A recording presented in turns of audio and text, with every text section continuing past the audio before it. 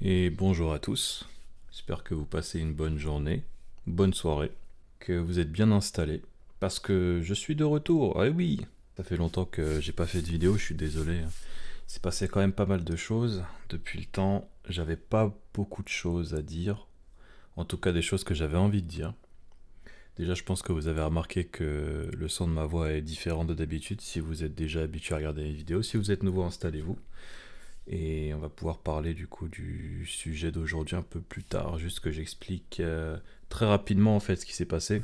J'ai eu une petite sorte de petite période de mou où j'avais pas trop envie d'acheter de couteau, j'avais ni vraiment les moyens de m'acheter ce que je voulais.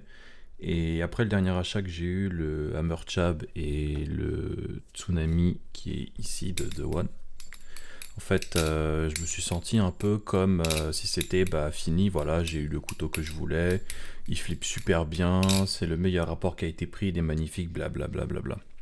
Et en fait, ce qui s'est passé, c'est qu'avec le temps, j'avais pas vraiment d'idée de ce que je voulais faire.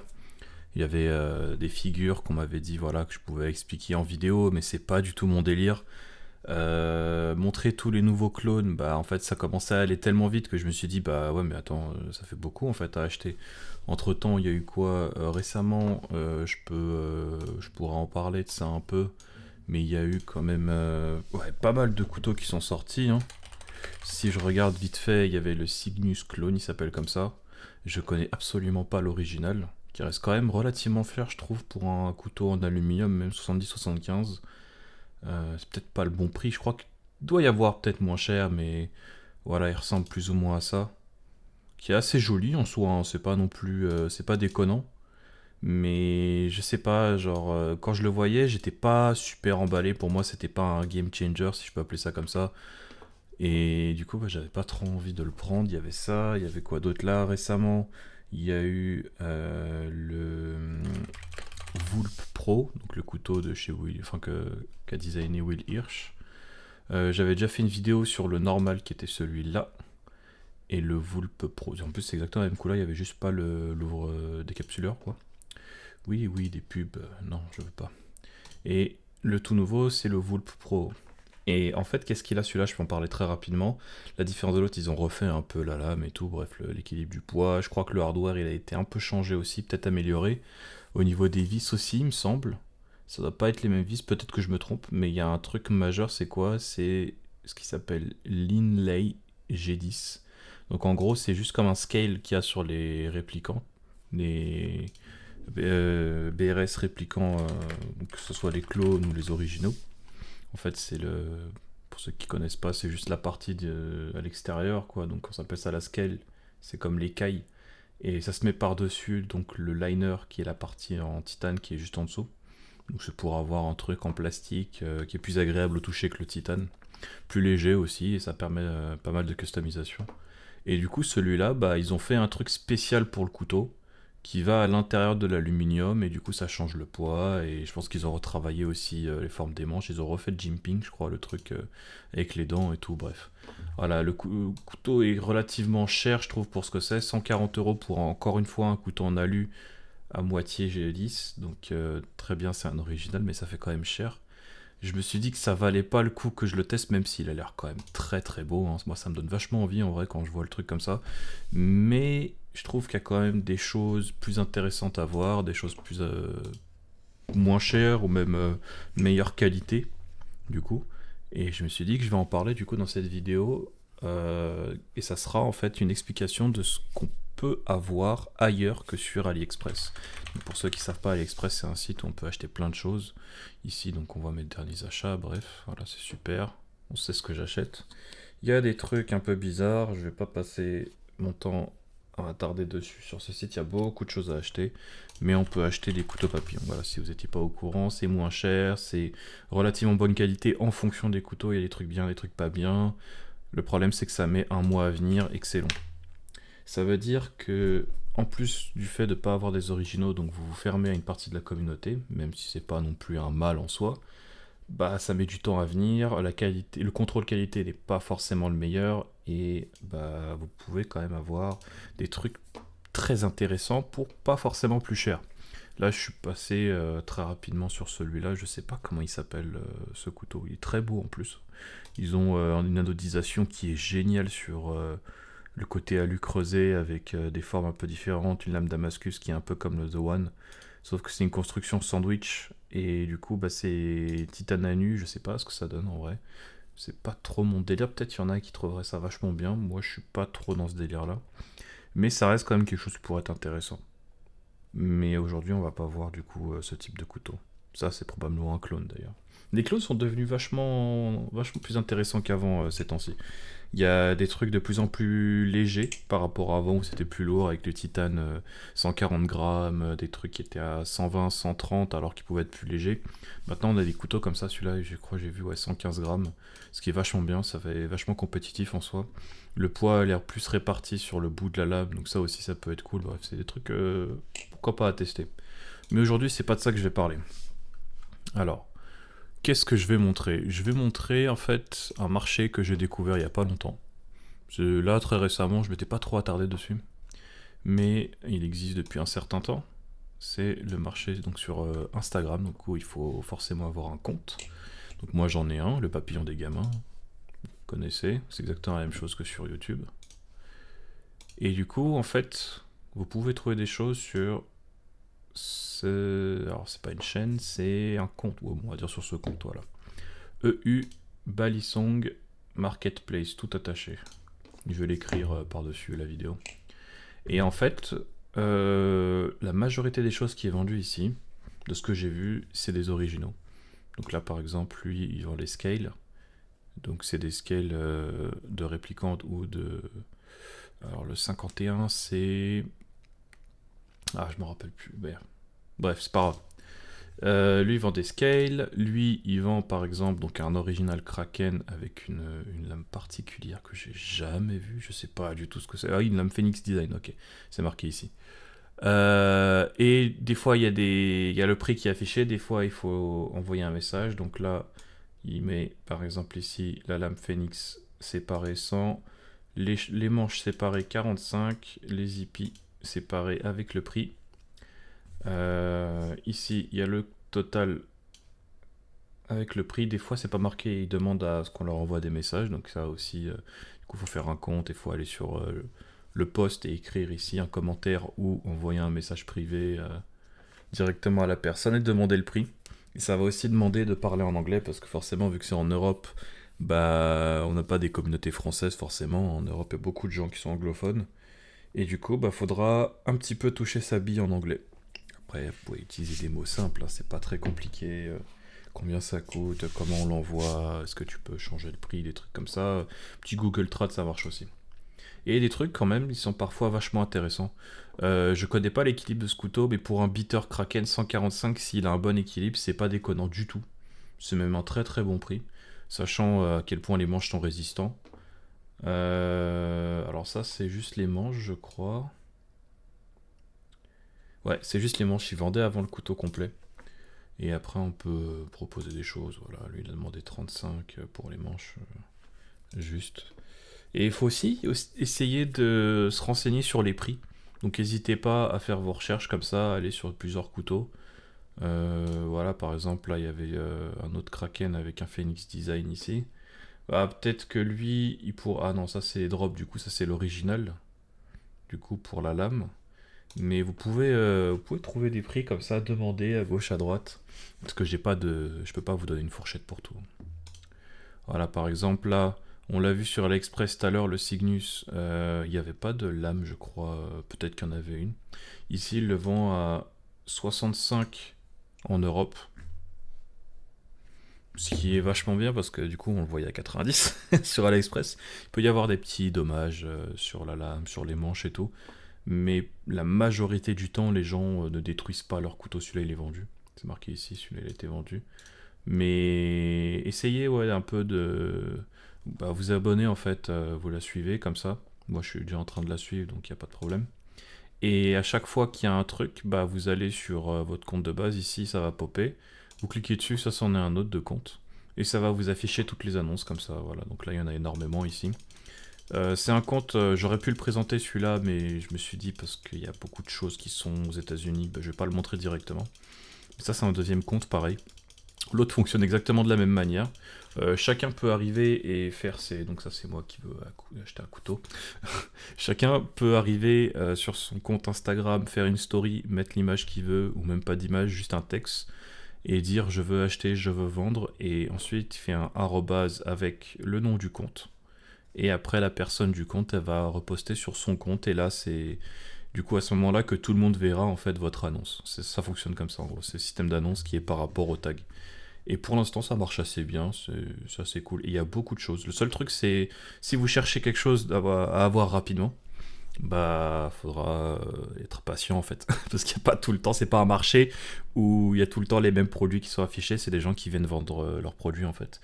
Que ce soit des fabricants ou des personnes qui viennent vendre ce qu'ils ont acheté eux-mêmes pour eux ou pour d'autres, ou pour même faire le passeur, ou je sais pas comment on pourrait appeler ça en tant que marchand, quoi, mais qui achètent des produits pour revendre et pas qui fabriquent, bah ils peuvent aller dessus et chacun vend ses trucs comme ça ou achète directement dessus. Et on peut tomber sur plein de choses, donc n'hésitez pas à passer un peu de temps, à regarder par vous-même, à vous renseigner. Ce Kraken là, qui est franchement de super bonne qualité, 165, c'est un prix génial. En plus les manches là, je les avais achetés il y a longtemps, je crois pas que c'est les roses, ça doit être les rouges un peu rosâtres au reflet. Ils sont plus en vente chez Squid pour l'instant, je sais pas si c'est définitif. Mais vous pouvez des fois tomber sur des trucs comme ça, juste si vous recherchez. N'hésitez pas. C'est ici, Calamari Cleanest, voilà, Blemished. Donc ça veut dire que c'est des manches un petit peu endommagées à fabrication, mais ils sont pas vraiment endommagés. Et en fait, ils sont plus affichés, ces manches rouges, donc c'est ceux qui sont à gauche, là, je peux pas zoomer. Le tout premier. En fait, il a un petit, très léger reflet rosâtre. Moi j'adore ce rouge-là. Je sais plus c'est quoi son nom. Et en fait, il n'y a plus du tout de rouge normal. C'est-à-dire qu'en fait, tout ce que vous pouvez acheter, c'est le dual tone. Le dual tone, c'est quoi? C'est un manche où il y a une partie qui garde la couleur en fait du métal de base. Donc c'est comme s'ils ont anodisé, mais ils ont après à nouveau poncé par-dessus pour que ça garde une partie. Donc là, c'est des dual tones. Donc en gros, il y a l'anodisation, la couleur qui a été ajoutée. Donc ça, c'est le clone. Ça marche exactement de la même manière pour les originaux. En gros, ils font la coloration sur le métal et en fait, ils laissent une partie du métal de base, donc c'est une couleur argentée, quoi, apparente dessus. Et donc celui-là, en fait, le DT Red, ça veut dire Dual Tone Red. Donc en fait, c'est la couleur rouge, mais avec ce truc-là sur le bord et sur la face avant. Donc là, quand on regarde la face avant, par exemple ici, tiens, il y en avait un avant. Dual Tone, je peux pas avoir des images. Voilà, non. C'est un Inked celui-là. Bon, je vais regarder ailleurs. Tac, celui-là, il y a un dual tone. Donc ça prend la coloration. Voilà, comme j'ai dit, c'est exactement la même chose que l'autre. Il y a la couleur et il y a la partie donc à l'intérieur ici, là où il y a les... pas une crevasse, mais en gros, c'est... Sur les manches, il y a... des petits... Ah, comment on appelle ça? Je sais même pas. C'est creusé en fait, mais pas le truc au milieu là où il y a l'autre couleur. C'est comme s'il y a plein de croix partout en fait. Ça fait une partie où c'est rugueux. On peut l'entendre là. Peut-être au micro. Non, on n'entend pas. Bref, c'est pas grave. Mais en gros, voilà, c'est un design avec... Donc ce truc là qui est affiché, c'est comme plein de petites croix un peu partout. Et du coup là il y a la coloration dessus et du coup ça se voit en fait, j'ai pas besoin d'expliquer pendant 3 plombs, voilà c'est dual tone, bref c'est en 2 couleurs. Et du coup ça n'existe plus, donc si vous voyez des fois des trucs comme ça, n'hésitez pas à vous renseigner si vous vous posez des questions et à vous dire bah, peut-être que c'est un super deal. Parce que celui-là, par exemple, le Kraken Tanto, je pense qu'il a été vendu en attendant. Mais avoir un Kraken Tanto déjà à ce prix-là, c'est quasiment inespéré. Je vois pas de dégâts apparents sur les manches, ni sur la lame. La lame n'a pas l'air tipped. Tipped, c'est quand il y a le bout le bout pointu qui est cassé. Il y a peut-être quelques trucs visuels, mais j'arrive pas trop à les voir. Pour moi, il est d'assez bonne qualité, c'est un prix de ouf, surtout en sachant, comme j'ai dit, que la couleur, potentiellement, il n'y en a plus. Alors, je sais pas s'il y a un rose maintenant.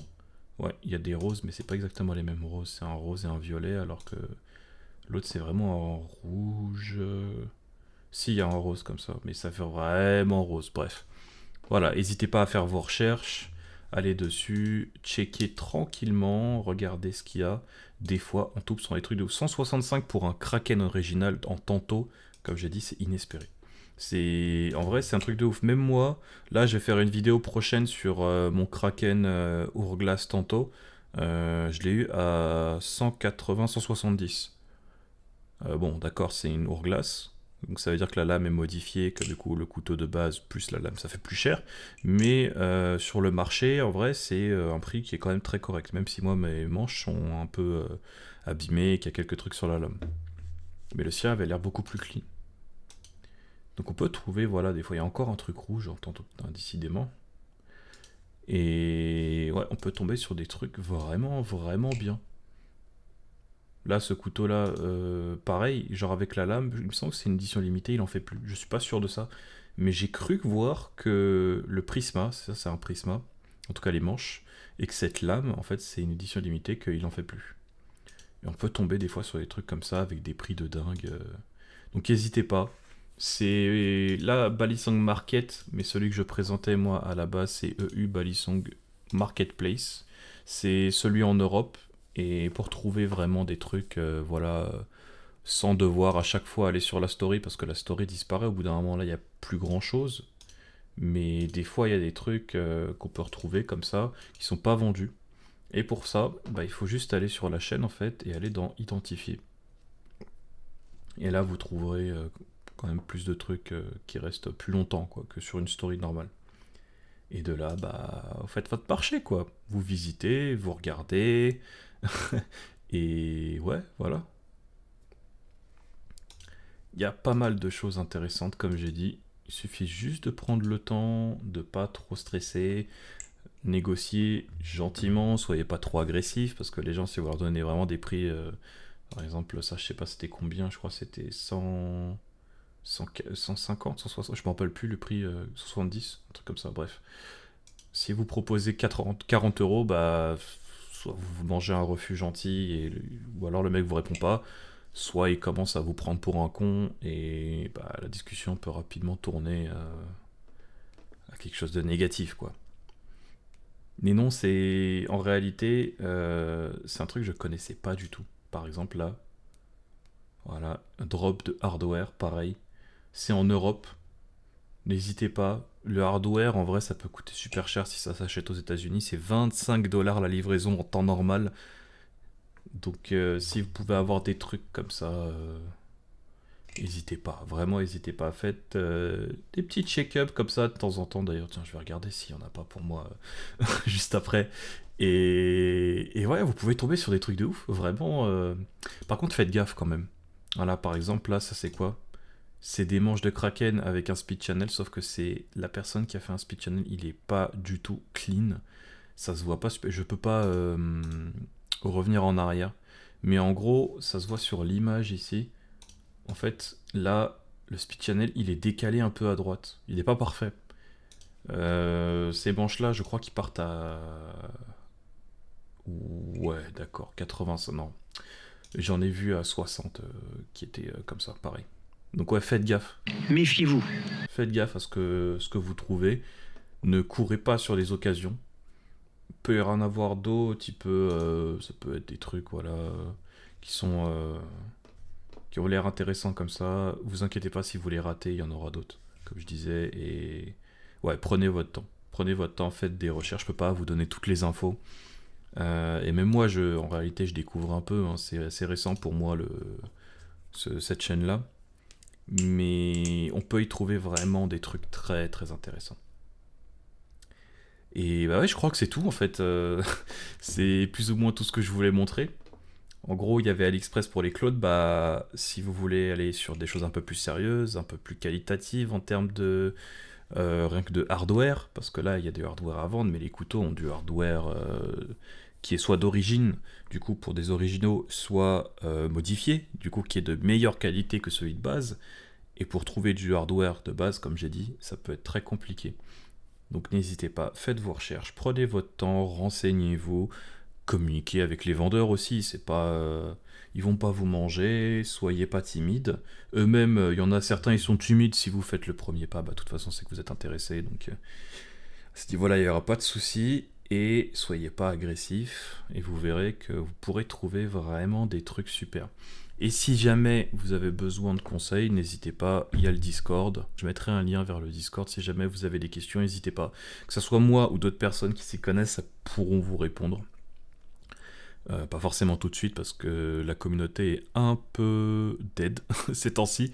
Il n'y a pas beaucoup de personnes qui discutent, chacun fait ses trucs dans son coin. Mais ouais, n'hésitez pas à passer. Et ouais, j'espère que ça vous aura plu du coup la vidéo, que ça va vous servir. Et attendez patiemment, même si ça devrait pas prendre vraiment beaucoup de temps, je pense que je vais la tourner juste après. Il y aura la vidéo sur le couteau que j'ai attendu depuis très longtemps, qu'on peut entendre ici.